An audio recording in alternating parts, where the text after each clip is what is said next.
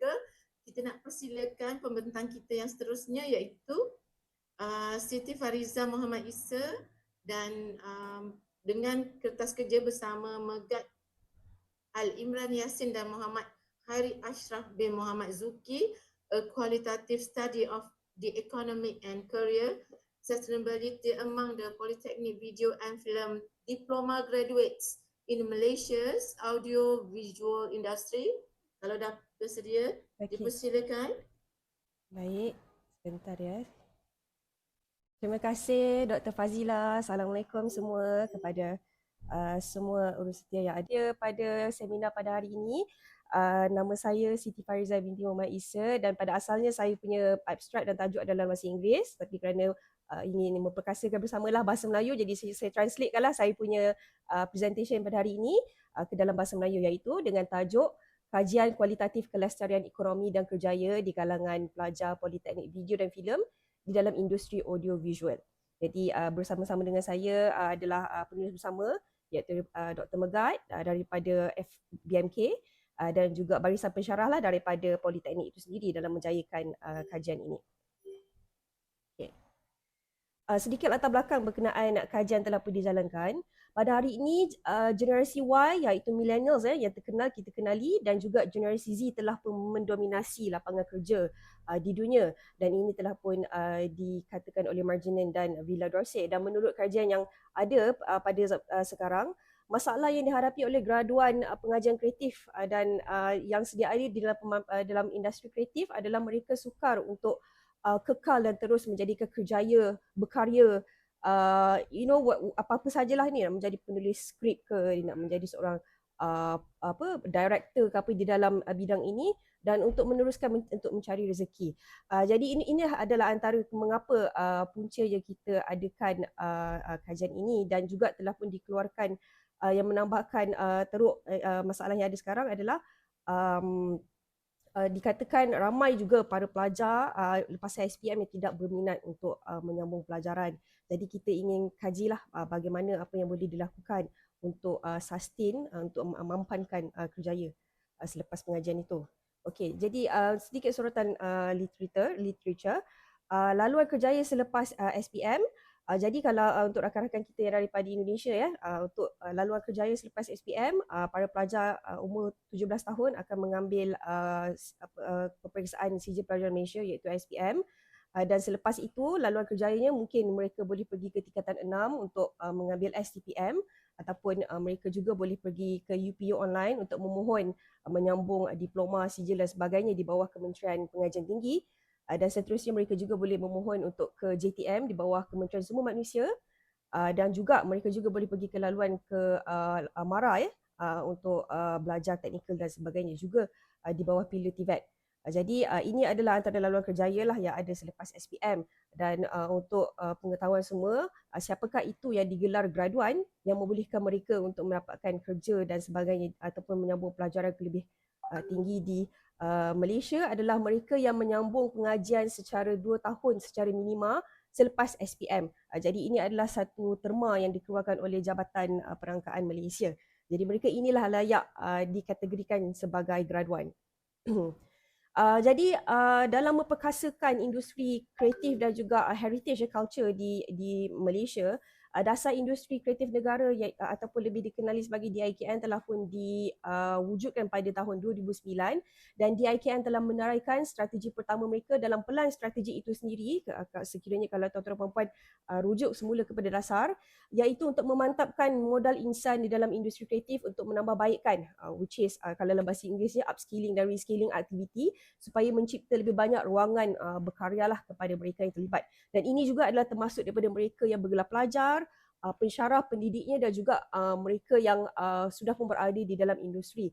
Kerana untuk pengetahuan tuan-tuan dan puan-puan semua, banyak agensi dan bukan sahaja kementerian di peringkat kementerian ataupun jabatan telah pun banyak agensi yang mengeluarkan para graduan ataupun pelajar-pelajar mereka sendiri. Contohnya Akademi Profima yang dinaungi oleh Profima sendiri, iaitu sebuah persatuan yang menjaga hak kebajikan dan juga hala tuju pekerja-pekerja teknikal filem di Malaysia. Mereka juga mengeluarkan pelajar daripada Akademi Profima. Jadi itu adalah antara langkah-langkah yang dilakukanlah bagi memantapkan lagi modal insan di dalam industri kreatif negara. Seterusnya, jadual di bawah ini merujuk kepada permohonan enrolment dan graduan bagi kluster bidang pengajian yang ditawarkan di Universiti Awam Malaysia yang telah pun direkodkan pada tahun 2019. Jadi di sini saya highlightkan, saya warnakan di sini untuk kategori kita ya di sini, arts dan humanities dan juga social sciences, business dan law, iaitu dalam kluster social science dan seni lah. Dan di sini adalah dia punya permohonan dari sudut jantinanya, lelaki dan perempuan. Dan ini adalah pendaftaran enrollment. Kemudian graduannya, dan saya ambil nombor besarnya di sini, seramai 54,735 orang graduan telah pun dihasilkan sepanjang pada tahun 2019, dan mereka ini semua akan masuk kepada industri dan bekerjalah yang pelbagai yang bertepatan dengan bidang pengajian mereka. Tetapi ini adalah statistik di universiti awam sahaja, tidak termasuk dengan universiti swasta ataupun institusi swasta. Jadi pada tahun 2024, untuk bajet 2024, kita punya Prime Minister, kita punya Perdana Menteri telah pun mengumumkan sebanyak 16.3 bilion juta ringgit telah pun diperuntukkan untuk Kementerian pengajian tinggi untuk memperkasakan wifi, internet, penyelenggaraan fasiliti dan juga pembangunan kecerdasan AI lah. Jadi ini adalah antara usaha-usaha yang dibangunkan oleh kerajaan untuk memantapkan lagi sistem pendidikan di Malaysia. Dan statistik ini dikeluarkan oleh Jabatan Perangkaan, Planning and Policy Coordination, Ministry of Higher Education, MOHEM. Seterusnya adalah antara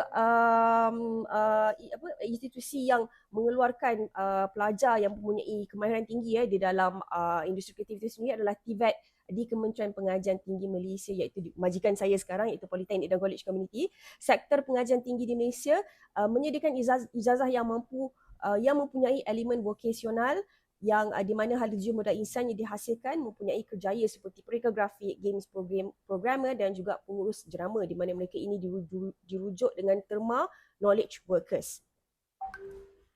Raja ini menunjukkan rangka kerja hubungan di antara ekonomi kreatif yang kita labelkan sebagai CE dan pengajian tinggi sebagai higher education yang telah diadaptasikan daripada satu rangka kerja ini yang telah pun diperkenalkan oleh British, Sekolah Seni British, di mananya dia atas sekali hierarki adalah higher education and creative economy, dan di bawahnya adalah industri creative knowledge, dan di sebelahnya adalah cultural role.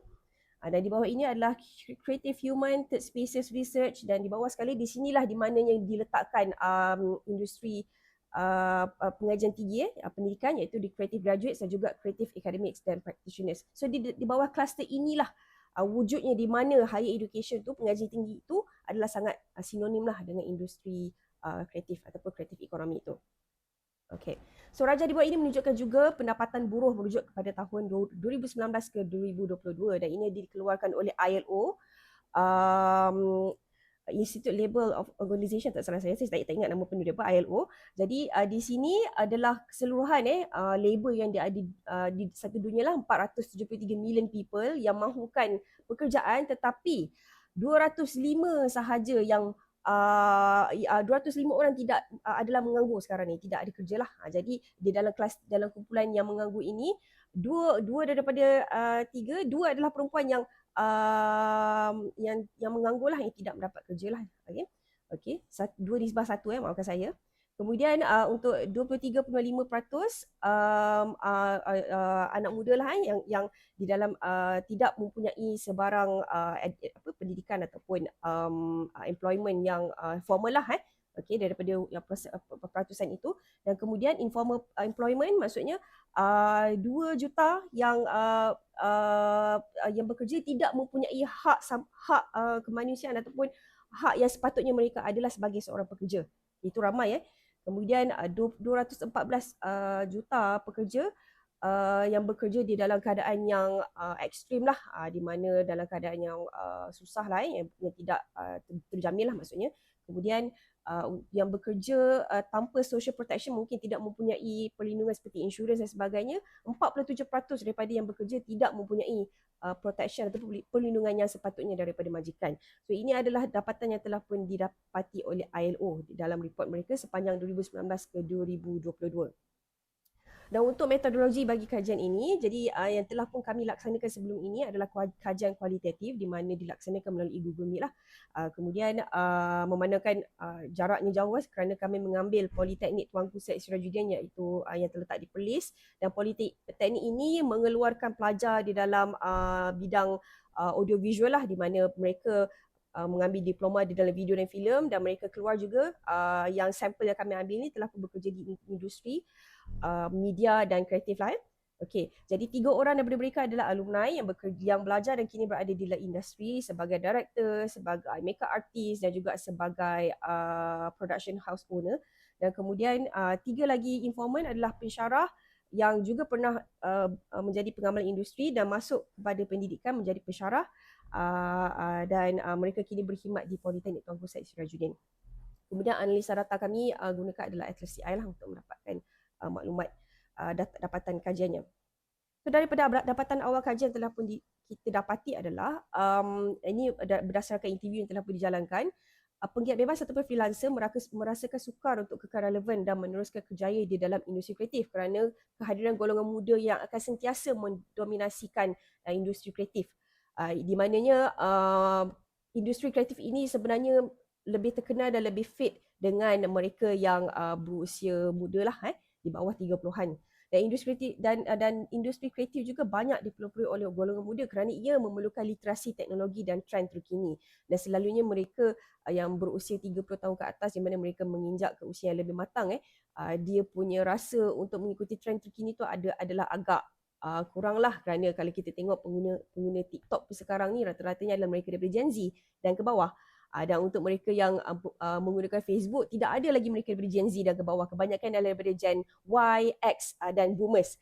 Alright. Kemudian yang ketiga adalah perlu ada hubungan yang kukuh antara akademia dan industri, dan ini adalah membantu bagaimana untuk mendekatkan lagi akademia, di mana mungkin boleh enhancekan silibus dan memberikan pengalaman industri itu sendiri kepada para pelajar sebelum mereka mempersiapkan diri untuk ke pekerjaan di masa hadapan. Kemudian untuk kesimpulan dan penambahbaikan yang kita boleh cadangkan di sini adalah para graduan dalam pengajian kreatif perlu ada elemen dan ciri keusahawanan supaya mereka mempunyai daya ketahanan dan kreativiti untuk kekal di dalam industri supaya boleh menyumbang kepada GDP negara. Kerana apa kita dapati setelah berjumpa dengan ramai informan sebelum ini, sebelum yang bukan daripada 3 orang yang kami jumpa tadi, pelajar tadi, kebanyakan mereka hanya memberi fokus kepada untuk menghasilkan dan berkarya sahaja dan tidak mahu memikirkan aspek perundangannya. Mungkin kalau dah buat harta intelek punya konten, mungkin you kena register dan sebagainya, dan mereka enggan kerana terlalu banyak red tapes, terlalu banyak birokrasi. Dan kemudian bila dah berkarya, bagaimana kamu ingin memasarkan, mengkomersialkan produk pun mereka tidak ada keinginan dan mungkin tidak ada ilmu dan sebagainya. Jadi mungkin di peringkat institusi pendidikan sendiri perlu ada nurturing ataupun peneraman minat untuk berkarya dan juga menjadi seorang entrepreneur lah, keusahawanan semasa dibelajar lagi. Kemudian mungkin selepas ini perlulah ditambahkan lagi informan yang mempunyai latar belakang yang pelbagai lah, yang bukan sahaja daripada kelas TVET tetapi juga mungkin daripada institusi pengajian tinggi yang lain lah, yang menawarkan pengajian kreatif untuk menambahkan lagi pandangan yang lebih kolektif dan besar lah. Baiklah, dan untuk itu saya ingin menambahkan sedikit daripada Perdana Menteri kita sendiri. Beliau juga adalah seorang yang berlatar belakangkan bidang bahasa Melayu, Universiti Melaya. Jadi saya fikir memang besarlah peranan industri kreatif itu dalam pembangunan negara kerana seperti yang dikatakan oleh pembentang seperti ini, bahasa bukan sekadar kita nak ajar bahasa saja, tetapi dia merangkupi cultural. Without culture, without identity, satu negara itu tidak mungkin dapat dikenali dan oleh orang luar lah. Maksudnya dia tiada identiti di situ. Jadi besarlah peranan industri kreatif dalam membangunkan sesebuah negara. Untuk itu, terima kasih daripada saya. Assalamualaikum. Terima kasih Fariza, sangat menarik sebab info-info di sana. Juga sebagai panduan juga kepada ibu-ibu yang mempunyai anak remaja untuk memandu anak-anak ini tentang hala tuju kerjaya yang mereka pilih supaya matang dalam pemilihan tu. Jadi saya tak dapat untuk memberi masa kepada pertanyaan, tetapi kita harap sangat semua kertas kerja ini akan semua pembentangan ini akan melengkapkan kertas kerja dan